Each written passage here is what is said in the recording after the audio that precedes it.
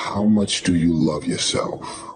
Because if you understand the value of self-love, you'll never be friends with those type of people. Most of the people out here are running around empty. They have no sense of self, no sense of self-love. When I say self-love, it has nothing to do with celebrity, money, materialistic things, and all the things that your negative mind could probably go to. It has nothing to do with self-love. It has nothing to do with looks. Nothing to do with cars and any of the superficial things that one would assume that could make you love yourself even more. It's a matter of knowing your value. It's a matter of you saying, I don't have to be around these people in these type of environments and situations in order for me to finally see the value in myself. I love me independent of you loving me. I believe in me. I know my self-worth. I am here and I have a purpose. There is no value in having wisdom, knowledge, insight, spirituality, love. Every day, I am a work in progress.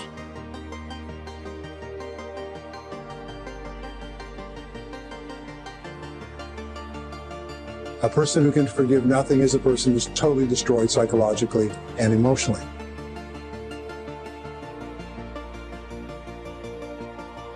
Forgive your parents. Forgive any relationship that you ever had that didn't work out. Forgive everyone else in your life that has ever hurt you in any way. Forgive yourself. My teacher, Mr. Schoaf, said to me, Mr. Rohn, if you want the future to change for you, you've got to change. And he said, if you don't change, the next 6 years of your life is going to be just like the last 6. You'll still be behind on your bills. You'll still be behind on your promises. But then he gave it to me in the form of a promise. When I was 25 years old, I've remembered it all these years.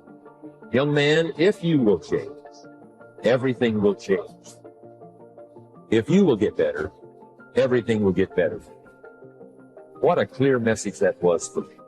He said, if you'll change your philosophy, if you'll change your habits, if you'll refine your thinking, if you'll change and accept some new disciplines, if you'll turn the corner where you've been in the past, go for a new life for the future, he said all kinds of remarkable things will happen for you if you will change.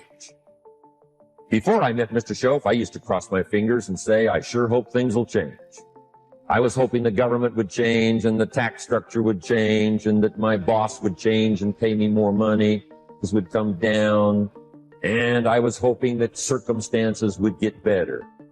And then I discovered from my teacher that those things are going to continue the same. In fact, all of those things that happen to us is kind of like the wind that blows. But we must not leave our future just to the wind, just to the economy, just to the structure of the way things are happening today. Here's what we must learn to do, and that is set a good sail. And if you'll learn to set a good sail, that's what my teacher taught me in those early days. He said, Mr. Rohn, the wind is going to blow however it's going to blow. Politics are going to be politics. The economy is going to be the economy. And however it turns out, that's the way it's going to be. What you must learn to do is not to wish for a better wind. That's naive. The key is to wish for the wisdom and the skills and the learning so that you can set a better sail. And so that's what I did at age 25. I went to work not on the economy. I went to work not on the community. I didn't go to work to try to change the government. I didn't go to work to try to change my boss or the company. I didn't go to work to try to change circumstances. I went to work to try to change myself. And I picked up that promise. My teacher shared with me that if I would change, my income would change. If I would change, my bank account would change. If I would change, my future would change. And sure enough, his promise came true for me. The first 6 years of my economic life, I wound up broke. Those pennies in my pocket, nothing in the bank, behind on my promises. The second 6 years of my economic life, I wound up rich. But interestingly enough, the second 6 years of my economic life, the government was about the same and the economy was about the same. You know, the companies were about the same. What they paid was the same. Circumstances around me were the same. You know, my negative relatives were the same, but I was not the same. That's how my life changed. Things started working for me, changing my life all those years ago. You don't have to change what's going on out there. That's the wind that's blowing. All we have to do is change what's going on in here. Forgiveness is giving up the hope that the past could be any different. I think for myself, and I know many of you, you think forgiving means accepting what has happened to you. Well, it is accepting that it has happened to you. Not accepting that it was okay for it to happen. It is accepting that it has happened, and now what do I do about it? Forgiving is giving up the hope, not holding on, hoping, wishing that it could have been any other way than it actually was. Giving up the hope that the past could be any different. And when I got that, I think it took me to the next level of being a better person, because I don't hold grudges for anything or any situation, and neither should you. It's letting go so that the past does not hold you prisoner, does not hold you hostage. And now there's several ways to do that. The first subject he called personal development. We must learn from personal experience. Pretty simple. Learn from what happens to you. Take a look back over the last few months. Did you make some mistakes? How could you correct those for the future? Take a look back over the last year. Have you done it right or done it wrong? Let's correct it for the next year. Mr. Shope asked me when I first met him, he said, Mr. Rohn, how are you doing? You've been out there now 6 years. And I said, I'm not doing very well. He said, I suggest you not do that anymore. What a simple, swift analysis to my situation. He said, if you keep doing it, the next 6 years will be like the last 6. You don't want that to happen. Let's make the changes. So learn from your personal experience.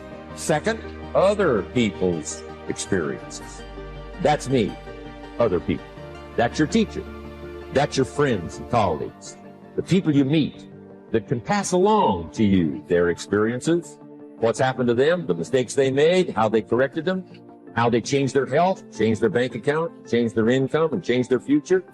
Other people. Now, there's two kinds of people to learn from. One is failures. It's too bad failures don't give seminars, right? That would be valuable. Have them tell you how they lost it all and threw it all away, threw their health away, and threw their friendships away, and things didn't work out well. That would be valuable. But now then, we must also learn from positive people that have done well. They've got the health, and so we ask them, how did you become so healthy? They've got the skills, so we ask them, how did you become this skillful? They've got the income, so we ask them, how did you get here in such a short period of time? So now, here's what's important in personal development. In learning from other people, we learn, number one, by observation. We learn what we see. We watch people that are successful in what they do. In sports, we watch their disciplines. In business, we watch their disciplines. Second, we learn by what we hear. Learn by listening. And then listen to the sermon on Sunday morning. Listen to the lectures. Listen to the teacher. Listen to someone who's got something good to say. And then number three is vitally important on personal development. And that is read all the books. All the books you could possibly read in your lifetime. Mr. Shope got me started on my library. I've got one of the better libraries. And then I started keeping a journal. One of the major things my teacher taught me was to keep a journal. He said, don't trust your memory. If you hear something good, just make a little note and write it down. So I would suggest you do the same. Things that impress you, a poem that impresses you. When you attend a class, some of the ideas that impressed you, jot them down. You read something in a magazine, right? Some ideas, take those out, put them in your journal. Keep a good journal the rest of your life. This will serve you well. So I want the same thing to happen to you. Value capture that you can resort to later. Go back over it, review it, and let it become valuable to you. So that's my first subject, personal development. Work harder on yourself than you do on yourself. Develop the skills. Learn the lessons, take the classes, absorb all that is being taught to you these days. And then later on, of course, you can sort it out, what's valuable to you, and how to refine it for your business and for your life and for your future. The main thing is to get it and start this process of personal change, personal development. And let me say it one more time. If you would, everything will change. You'll never be the same. You'll keep growing. As you look back on a few months, look back on a few years, you won't believe the progress you can make economically, your relationship with your family, your friends, telling you that whole process of committing yourself for personal change, personal value, can really make your life unique and worthwhile. And he just said, son, if you think you can make it, get on out there and get your stuff. My father was born in 1914. It wasn't good. My grandfather was a slave. My grandfather was born into slavery. My grandfather was a slave till he was 12. So my background of people becoming successful was like, and my dad was the only one who believed it. Everybody else told me no. Laughed at me, all kind of. When you're going through stuff like that, man, it's pretty easy. I almost gave up. You know, everybody has a turn back moment. I almost gave up a couple of times because it got pretty hard for me. I was going to ask my father, could I come home and stay there for 3 months and get a job? Because my father had a rule for all the boys, once you leave the house, you can't come back. He was pretty strong with that. The girls could come back home anytime they wanted to. The boys, you can't come back here. So calling him and asking him, could I come home was pretty tough. And then I got a phone call. Remember back in the day, you had an answer machine and you could press in a code and you could play your messages back. I was about to give up and I pressed the code one day and there was a guy named Chuck Sutton from Showtime the Apollo. And he said, hey, we got a gig for you Sunday night. If you could get here, we'll put you on TV Sunday night. It was a Thursday. I'm in Florida.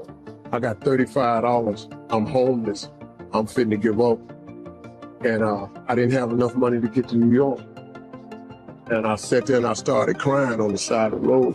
I said, man, I finally get my shot to be on TV and I can't even get there. So I sat there when I got through crying. I said, man, let me call back and see if he said this Sunday. So I picked up the phone and I dialed again and they said, yeah, this Sunday.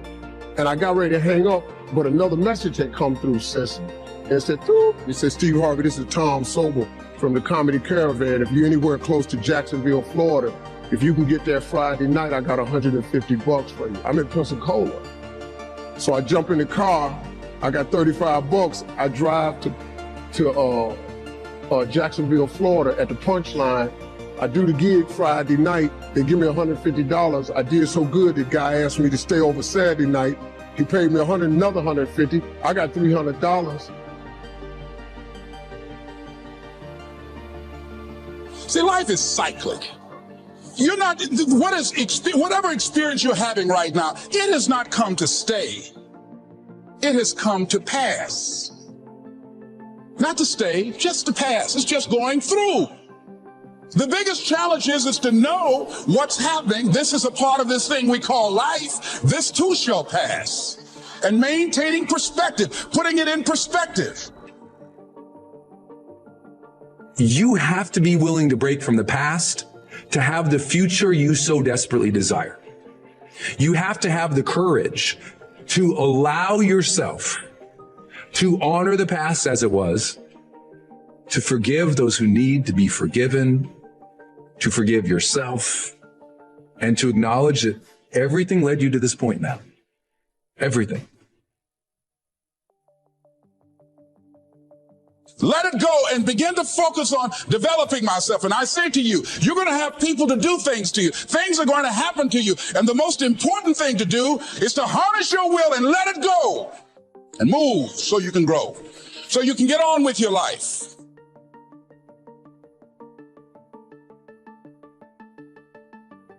It doesn't matter about what happens to you. What matters is, what are you going to do about it?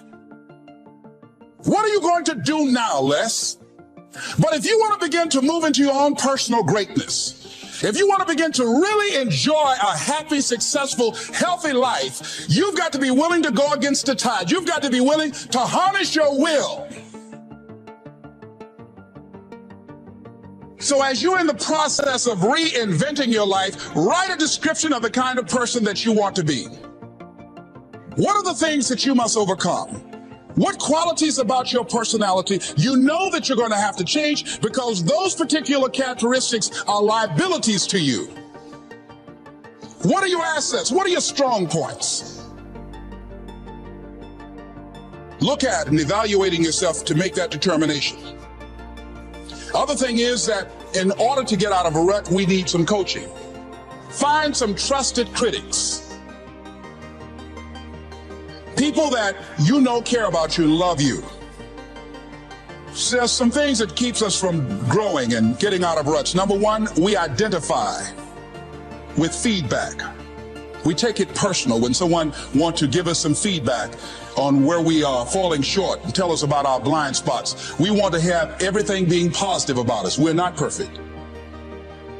It hurts. I have a friend who's a trusted critic. I don't like him, but I love him. He doesn't tell me the things I want to hear. He tells me what I need to hear so I can grow. It hurts.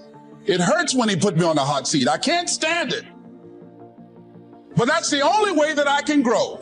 And I'm glad that he loves me enough to risk our friendship to tell me what I need to hear, not what I want to hear.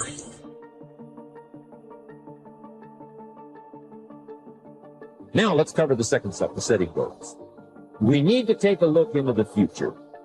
There are 4 things to consider in terms of attitude. One is how you feel about the past.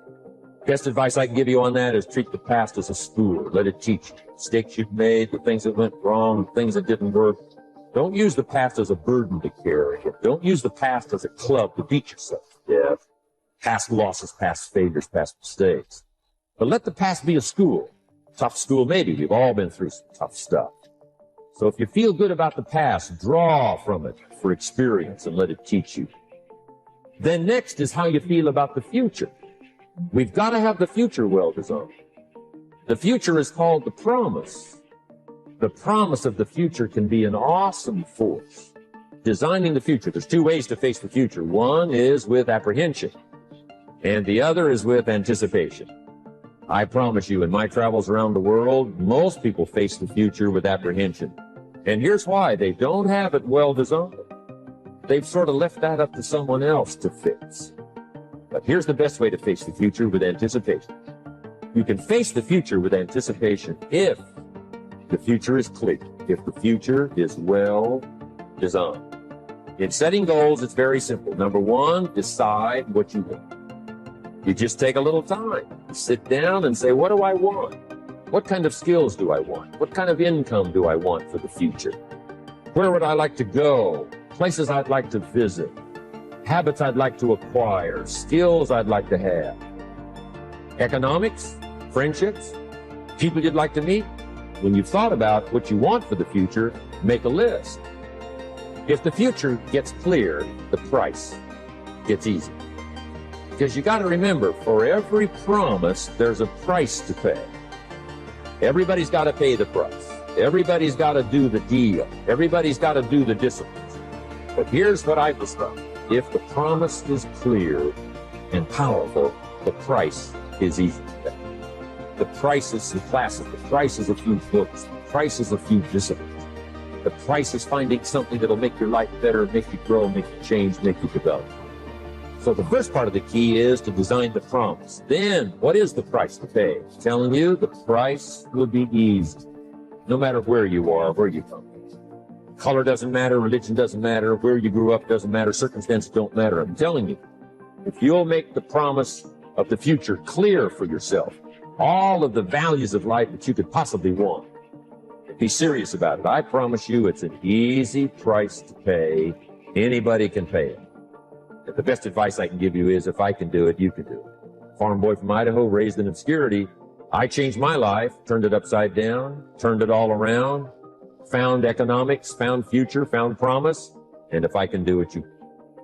So start setting your goals and see if you can't get a better excitement going for the things you want to accomplish for the future. One of the major reasons for setting goals is for what they make of you in achieving. My teacher advised me when I first got started at age 25, he said, Jim, why don't you set a goal to become a millionaire? I'm here to help you. And he said, here's why. For what it will make of you to achieve it. I'm telling you, that statement changed my life. Set the kind of goals that will make something of you to achieve it. He said, now, once you become a millionaire, what's important is not the money. It isn't important. He said, you could just give the money away. Now, I did better than that. I lost it all. By the time I was 31, I was a millionaire. By the time I was 33, I was broke. But when I lost all my money, guess what? I found out Mr. Schoaf was right. What was valuable was not the money. What was valuable was what I became to earn the money. The skills I had, the knowledge I had about the marketplace, the values that I had going for me. They were more valuable than the money. And here's an important statement to remember. It's not what you get that makes you valuable. It's what you become. So part of the key here is to set the kind of goals that will make something of you. Don't set them too low so that you don't have to grow and you don't have to read and you don't have to try and you don't have to stretch. Don't set them too low. And then don't sell out. Don't go for something that's going to cost you your virtue or cost you your values or sell out your principles. There's a good middle road here to follow. Goals that will inspire, goals that will help you grow, change, develop, and become better than you.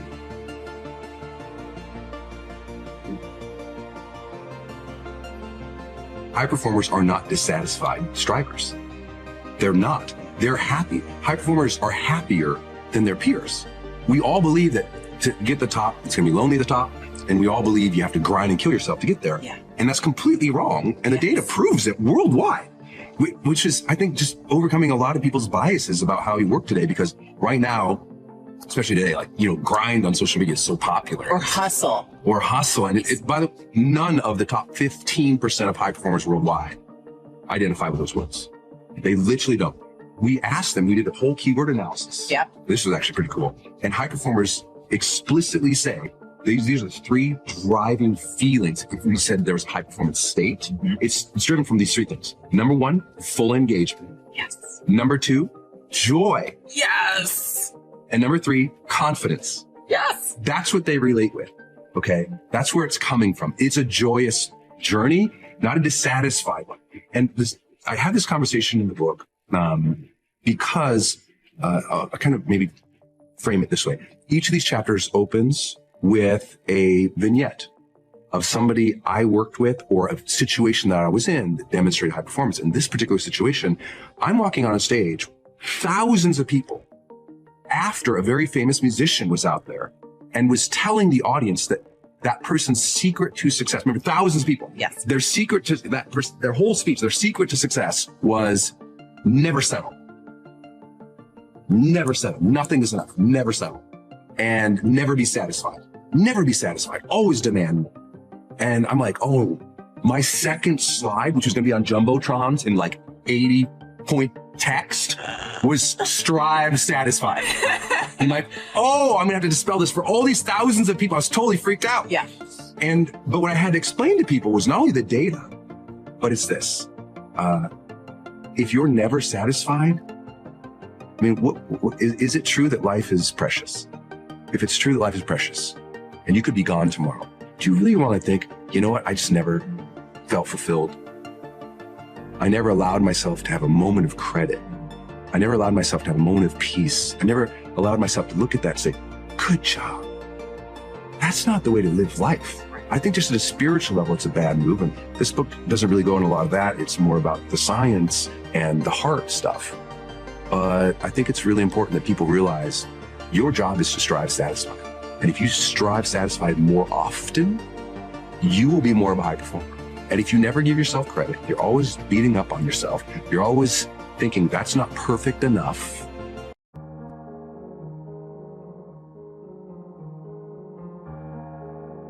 If you're here today, there's something running through your mind that you want to do. There is no reason for you to be here today unless there's something running through your mind that you want to do. How many people here are over 40 years old? Raise your hands. Raise them high. Raise high. Don't be scared. Raise high.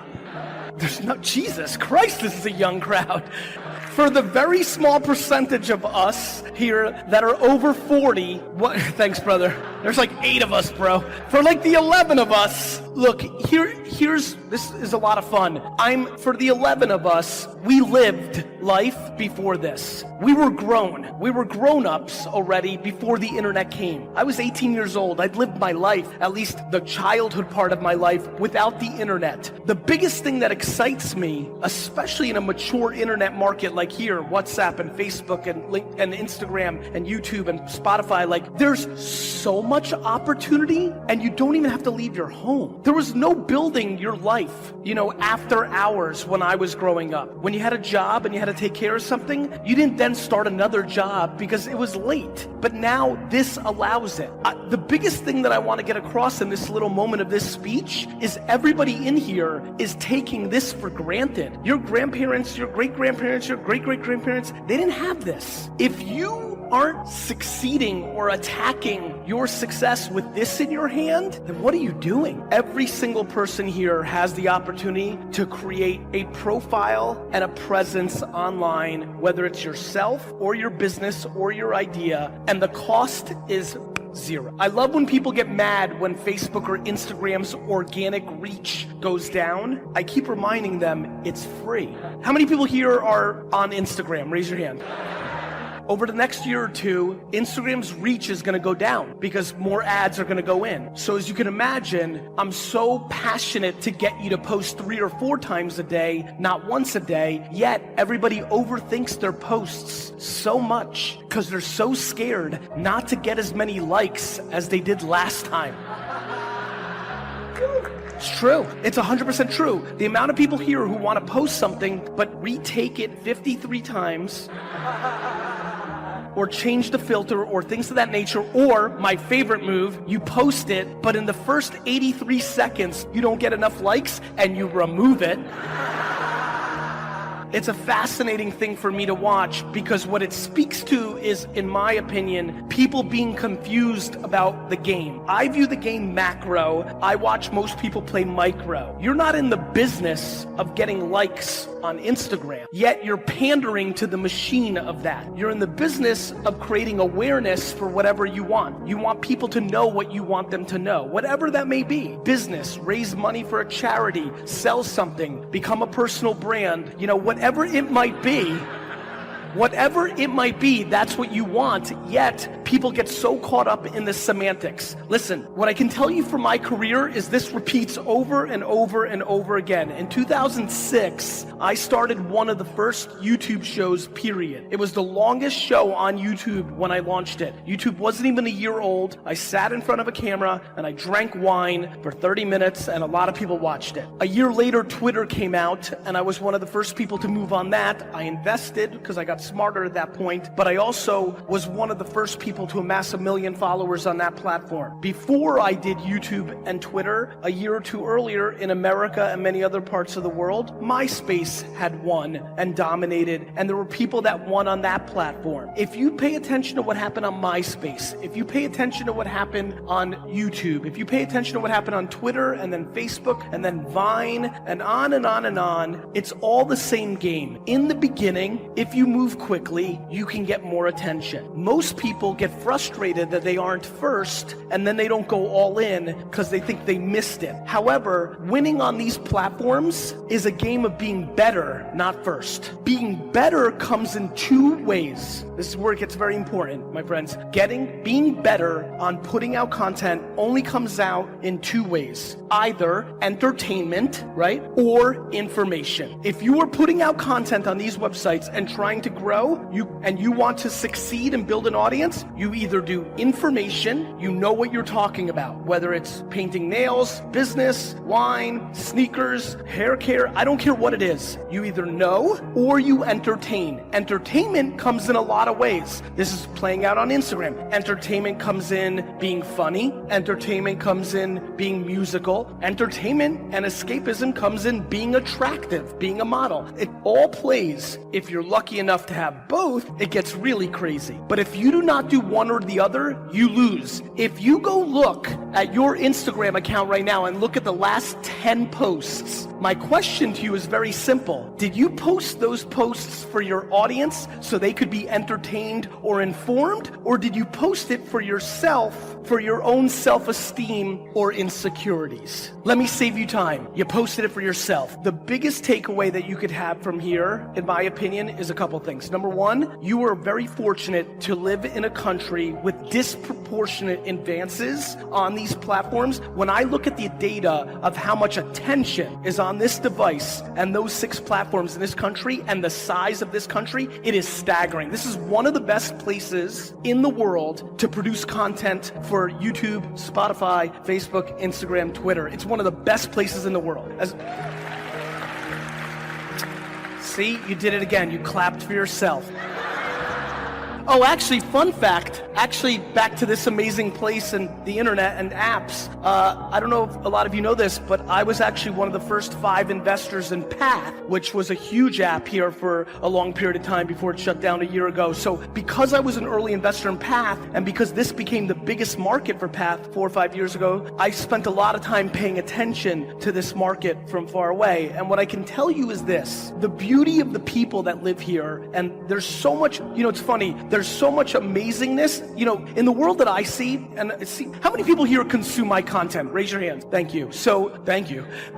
So if you do, you have a good sense of me. You can imagine why I love Indonesia so much. All the love and optimism and warmth plays out here. But the biggest thing that I'm passionate about is getting people to be less insecure and care less about what people think, especially their parents, plays out here too. And so for me, it's a really interesting market to look at with trends and how people do things and what they respond to and who they follow and why. And so what I can tell you is, if you are capable to be strong enough internally to start posting on these platforms more truth, more your truth, your truth, you will see a remarkable return on that investment in this market. So you spend a minute each on those. So basically 3 minutes each, 3 1/3 minutes each, and we're done. All right? How many want to try it? Right? Then let's do it. So before you do, stand up.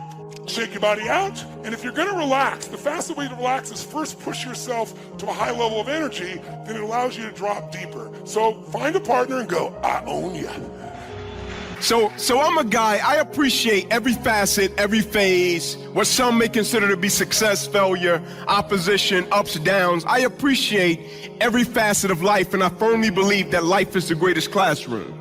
Right? And when I encounter situations, my perspective goes to a place of, okay, life, what are you trying to teach me right now? But it wasn't always in that space until the year of 2006, when I was at the University of Tennessee pursuing this dream to go to the NFL, which I soon found out it didn't just stand for National Football League, it also stood for not for long.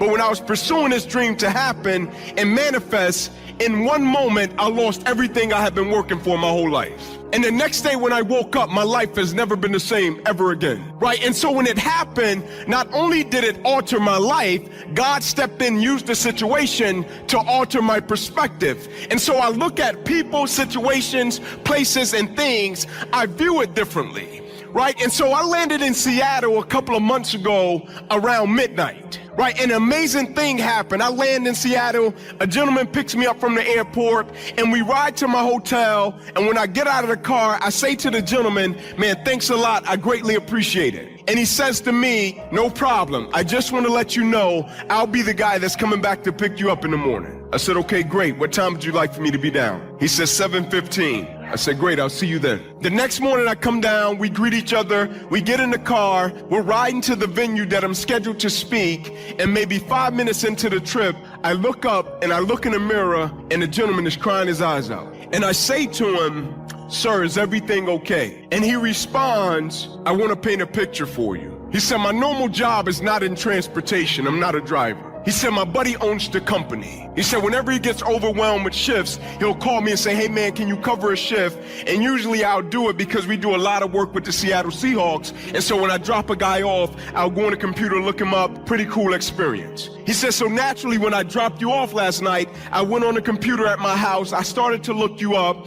And he said, I saw a video about redirection and I saw a video about perspective. And he said, the reason I'm crying is because I just lost my wife. My wife just died. He said, and I've been living my life thinking, surely there's nothing else that can bring me the passion, the energy, the fuel, the driving force that my wife once brought me. Surely there's nothing else as purposeful as my wife to make me get up and give everything I got to everything I'm a part of. And he said, when I saw the video, it's not that it could replace my wife, because nothing could ever replace my wife. He said, but when I saw the video, the amazing thing it did was it altered my perspective and it gave me a new sense of energy. I said, great. I said, man, can I ask you a question? He said, sure. I said, you said you had 2 kids, right? He said, yep. I said, okay, cool. Could you tell me at a basic level, in the midst of the opposition, how did you get up every single day, put one foot in front of the other, go out of the door, carry on in your career, and raise your other 2 children in the midst of the adversity? Can you tell me, when you took the blow, you had to absorb the blow, how did you get up every single day and still look at life with some sort of energy and do what you had to do? Right? Because the quote says it. You judge the character of a person not by where they stand in times of comfort and convenience. You judge the character of a person by where they stand in times of challenges and controversy. Mike Tyson said it best. Everybody has a plan until they get punched in the mouth. Like, everybody is on fire for the Lord until opposition happens, or when the situation or the circumstances change and they don't get what they expected to get. And so I wanted to understand, in the midst of the opposition, how did you get up and how did you carry on and stay committed to your family and to your career? And he said to me, I have to be honest with you. Follow me.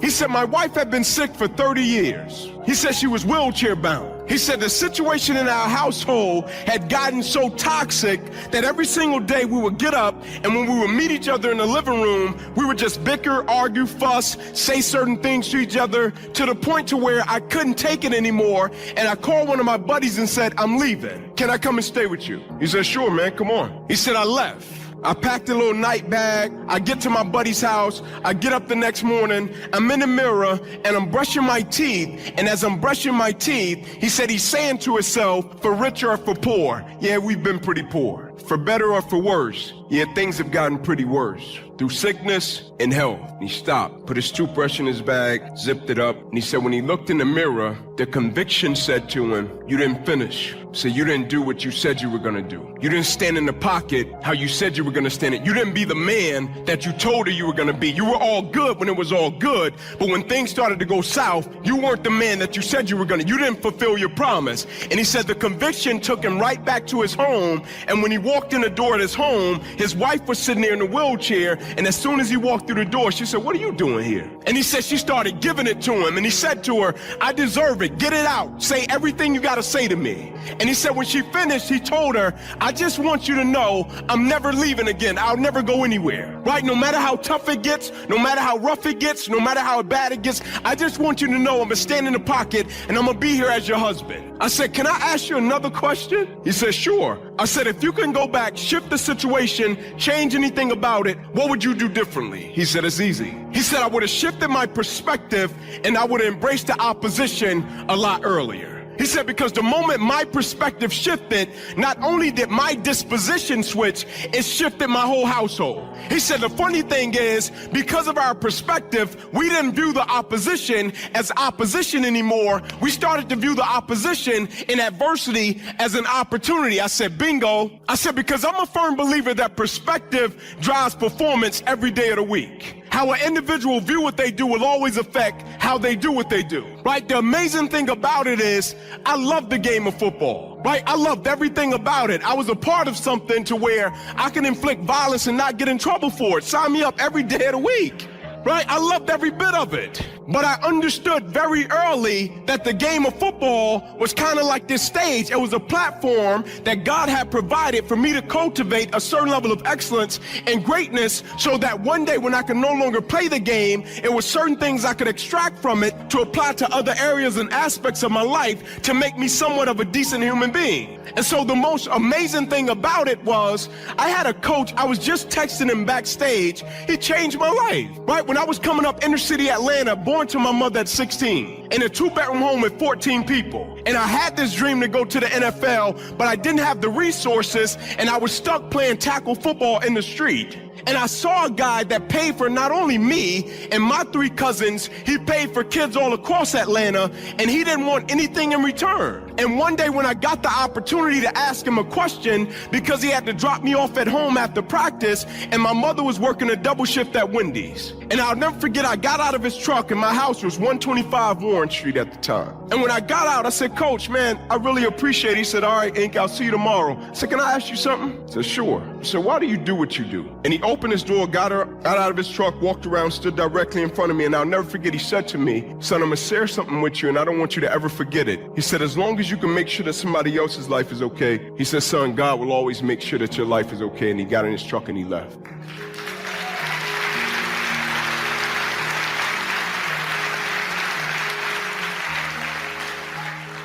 And so it was hard for me to understand, when we played the game of football, how could an individual be a part of an institution and not give everything they had to it if they were doing it for the glory of God? It was hard for me to understand how, if a person had somebody that they loved and they cared about, how could they not push them to get the best out of them if they were doing it for the glory of God and they viewed it in a certain light? And so when I got to the University of Tennessee, I'm gonna be honest, it was Mayberry for me. I was like, man, y'all get smoothies.